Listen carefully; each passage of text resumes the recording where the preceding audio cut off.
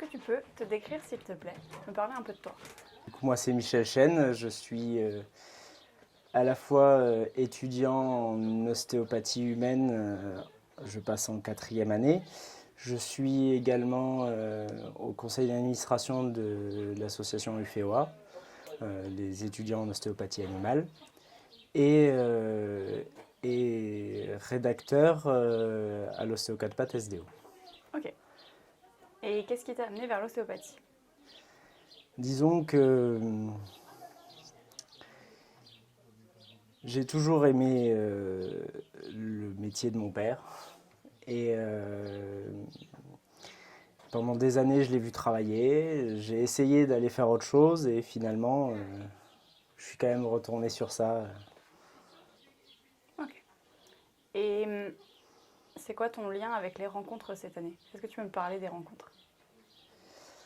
Les rencontres d'ostéopathie comparée ont été créées par, par mon père il y a quelques années maintenant, donc il y a 16 ans. Et jusque-là, j'étais présent sans vraiment l'être parce que très jeune. Et voilà, en commençant à rentrer en études d'ostéo, je me suis vraiment m'y intéresser un peu plus sur le contenu.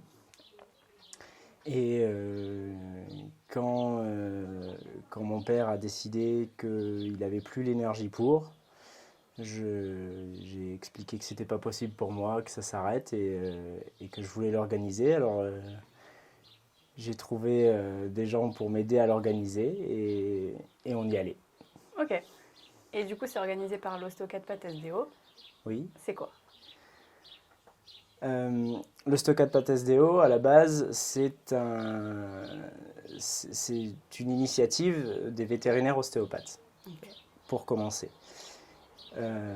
qui a été créée il y a 19 ans, si je ne me trompe pas.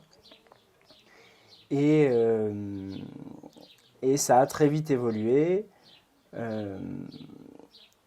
Le fondateur considérant que l'ostéopathie, c'était pas juste sur une espèce. Et donc, on est parti sur de l'ostéopathie comparée, c'est-à-dire humaine et animale. Donc, ça a voué à être à grandir et à être plus polyvalent sur les sujets d'ostéopathie en général.